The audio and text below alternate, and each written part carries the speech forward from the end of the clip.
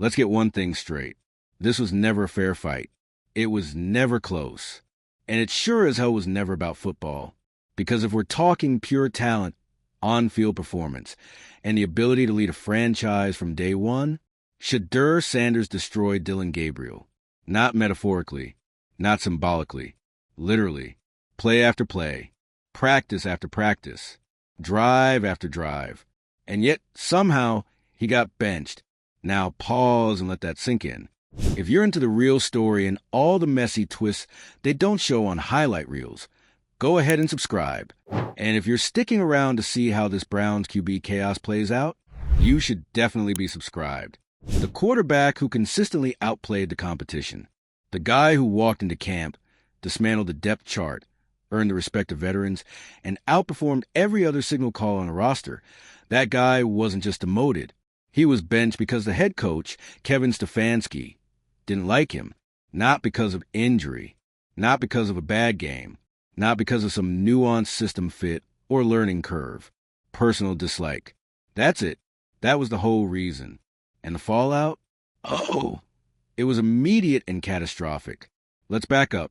When the quarterback competition kicked off in camp, there was a lot of noise about Gabriel's consistency, about his higher floor, about how Shedeur as a fifth-round pick needed more seasoning. The usual safe front office fed script. But from day one, Shedeur made that script look embarrassing. He was throwing lasers, calling his own protections, reading blitzes like a vet, putting balls exactly where they needed to be.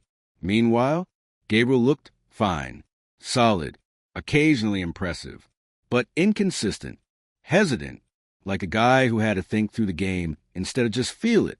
And the coaching staff saw it. The assistants saw it. The players definitely saw it. And yet, Stefanski kept pretending like it was still a competition. Even after Shedeur smoked Gabriel in red zone drills. Even after Gabriel had that brutal practice. 3 completions on 15 attempts, no rhythm, 2 near picks. And Shedeur followed it up with back-to-back scoring drives using third-string receivers. Still, Stefanski made no change. No promotion. No reps with the ones. Nothing. Just quiet stonewalling. A clear message. I don't care what you're doing. You're not my guy.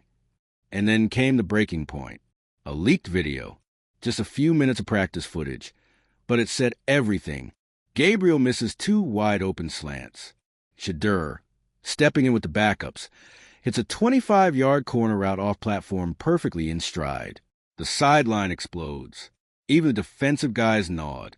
You can feel it through the screen. Then, off camera, a voice. Too bad it won't matter. That clip hit social media like a bomb. Fans were livid. Reporters started asking questions. Inside the building, tension spiked.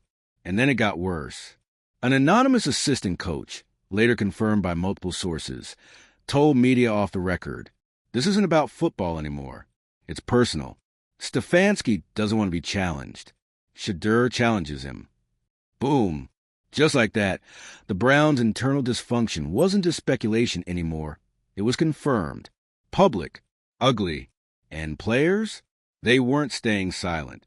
One wide receiver, in a deleted post, said, "We know who the real QB1 is." Another veteran told reporters, "You can't sell us on leadership if you're benching the best guy out of spite." The locker room cracked. Then it fractured. Then it imploded. Offensive meetings became tense. Group texts got petty. Even coordinators started picking sides. And guess who was still quietly showing up, doing the work, not lashing out? Shedeur Sanders. That's the part that hit fans hardest. The kid who got iced out for no reason. The guy who had every right to call out the hypocrisy, the politics, the flat-out disrespect. Just kept his head down and kept performing. He showed up early, stayed late, put on a clinic in practice every single day, while Gabriel sputtered, while morale collapsed, while the season began slipping before it even started. Sponsors called. Fans protested. The Browns front office tried to spin the story. But you can't gaslight an entire city. And you definitely can't gaslight a locker room. It finally came to a head during a closed-door players-only meeting, called by veterans, not coaches, where several players reportedly said flat out, if Sanders doesn't start, We're done believing in this leadership. That was it. Ownership stepped in. Kevin Stefanski, once hailed as a guy to end the Cleveland QB curse, was shown the door, quietly, abruptly, without the usual fanfare. And offensive coordinator Alex Van Pelt stepped in as interim head coach. His first move? Announcing Shedeur Sanders as a new starting quarterback. No drama, no long explanation. Just one quote, "The best player should play." Always. Fans erupted. The team exhaled. And for the first time in years, it felt like the Browns were finally acting like a real franchise. Not a circus, not a meme, not a never-ending factory of sadness. A team, with a leader, with a shot. And Shedeur? He stepped into the role like he'd been waiting his whole life. Because the truth is, he had. He didn't come to Cleveland to be a media story. He didn't come to be buried under politics. He came to win. And now, he's finally getting the chance. The offense? Already sharper, crisper, faster. Receivers? Lining up early to run routes with him. The locker room? Healing, hungry. The franchise? Reborn. Because here's the thing about talent. It doesn't care about draft position. It doesn't care about politics. It doesn't care who the coach's favorite is. Talent rises. Eventually, it demands to be seen. And Shedeur Sanders didn't just demand it. He forced it. With every throw, every read, every moment of grace when the system tried to tear him down. Now, he's QB1. The Stefanski era? Over. The Gabriel experiment? Likely headed to a quiet trade. And the Browns? They're finally starting to look like the team everyone wanted them to be. Why? Because they stopped pretending. They stopped playing scared. They stopped protecting egos and started protecting wins. And that shift, that moment, started with one rookie quarterback who refused to flinch. So here's the question now. What happens next? Does Shedeur deliver on the hope he's reignited? Do the Browns ride this wave all the way to the playoffs, maybe even further? Or is this just the beginning of a bigger war between performance and politics? One thing's for sure. This was never just about a quarterback competition. This was a culture war, a leadership war, a war for the soul of the Browns franchise. And Shedeur Sanders? He just won it. So now the world knows. The Browns QB room didn't just tilt. It exploded. And from the wreckage, one name stood tall. Shedeur Sanders. Let's be real. This isn't just a story about a rookie stepping into a starting job. This is a story about everything Cleveland was too scared to say out loud. About a franchise that's been cursed with self-sabotage, finally choosing courage over comfort. About an organization that, for once, didn't let ego get in the way of what was blindingly obvious. Shedeur earned this. He earned it every day he walked into that building, knowing the odds were stacked against him. He earned it when he was stuck behind Gabriel, still outworking everyone in the room. He earned it when the media rolled their eyes at his name, assuming he was just a social media quarterback with flash and no substance. And he earned it when the locker room, grown men with contracts, pride, and careers on the line, looked around and said, "That's our guy. You can't fake that. You can't coach that. You can't deny that. Not anymore." Now the conversation shifts. No more is he ready. No more should they give him a shot. No more. But he was a fifth-round pick. He's here, and he's got the keys. And the question now is, how far can he drive this thing? Because make no mistake, this moment is bigger than just Cleveland. Bigger than just one QB room. Bigger than just Kevin Stefanski getting ousted and Gabriel likely packing his bags. This is a warning shot at every team in the league still clinging to outdated structures, still letting draft capital and politics dictate the depth chart, still playing scared.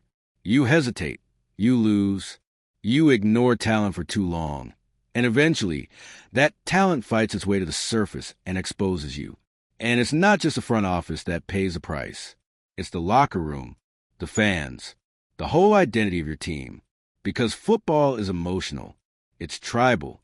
And when a team believes in their quarterback, that belief radiates through everything. The offensive line starts the block with just a little more fire. The receivers dig for the extra inch. The defense finds motivation, knowing they've got a guy who can go win the game. That's what Shedeur brings. It's not just the arm, though let's be clear that arm is real.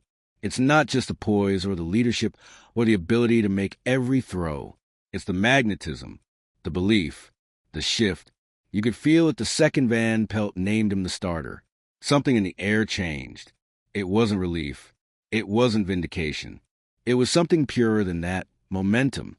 And the fans? Oh, they're already all in. Season ticket sales are up. Jersey pre-orders are flooding in. Local news can't stop talking about him. And for the first time in years, when Browns fans walk into that stadium, they're not just hoping to see a win. They expect it. That's what a real QB does. He doesn't just change the scoreboard. He changes the culture. So now, all eyes are on what comes next. Can Shedeur carry this team to the rest of preseason and into the fire of the regular season? Can he do what so many others before him couldn't? Thrive in Cleveland? The difference this time? He's not dragging a broken roster behind him. He's not walking into a rebuild. He's stepping into a team that's ready, hungry, unified, and most importantly, believing in the guy behind center. That's rare. That's powerful. That's dangerous. And yeah, there's pressure. Immense pressure. The whole league is watching. Every throw will be analyzed. Every mistake will be magnified. Every win will be glorified, and every loss, overblown. But if Shedeur's journey so far tells you anything, it's this. Pressure doesn't break him. It builds him. This is a kid who's been under the microscope since high school, who played for his father, with cameras in his face every day, who transferred to Colorado and carried a program on his back in one of the most media-saturated seasons we've ever seen.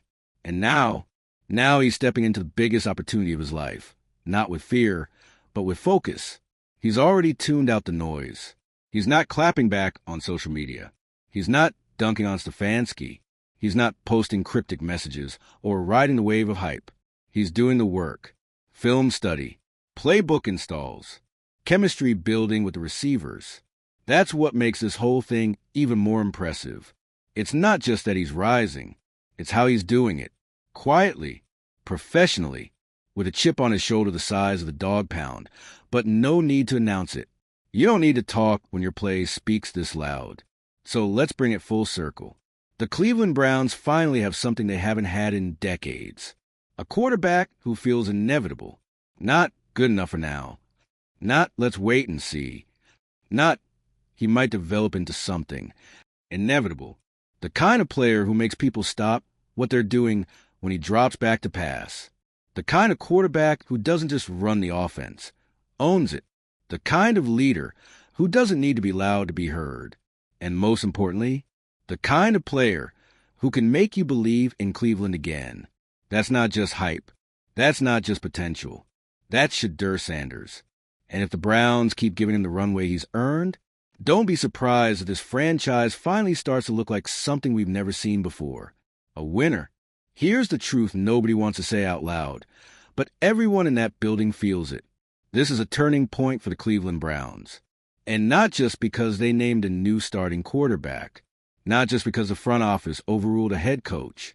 Not just because a fifth-round rookie humiliated the system from the inside out. No, this is deeper than that. This is identity-level stuff. This is a franchise that's been haunted by ghosts of bad decisions, cursed draft picks, endless quarterback roulette, and that ever-persistent cloud of almost and next years. And then Shedeur walked in, not as a savior, not as a media darling, but as a player who just refused to follow the script. He didn't wait his turn. He didn't shrink when passed over. He didn't let his name or the scrutiny that came with it be an excuse. He let his game speak, and it screamed louder than anything Cleveland's seen in years. And now, with Stefanski gone and Van Pelt installed as the interim leader, everyone's looking around and realizing just how long this team has been pretending their processes were working, pretending they were building towards something, pretending they had time. They didn't. They don't. The truth? This team was on the edge of another implosion. The kind where you start 1-3, the media turns, the locker room fractures, and suddenly it's maybe next season all over again. But Shedeur stopped that with his play, with his calm, with his command. He was the emergency brake on a franchise driving straight toward the same wall it's hit for the last 25 years. And here's the part that's going to age either like fine wine or warm milk in the sun. This was always going to happen. It wasn't a matter of if Shedeur became QB1. It was a matter of how much damage the Browns were going to inflict on themselves before admitting the truth. Because the talent gap between him and Dillon Gabriel, that was apparent from day 2 of training camp. Gabriel might have been a third-round pick, but in camp, he looked like a guy trying to survive reps, not command offense.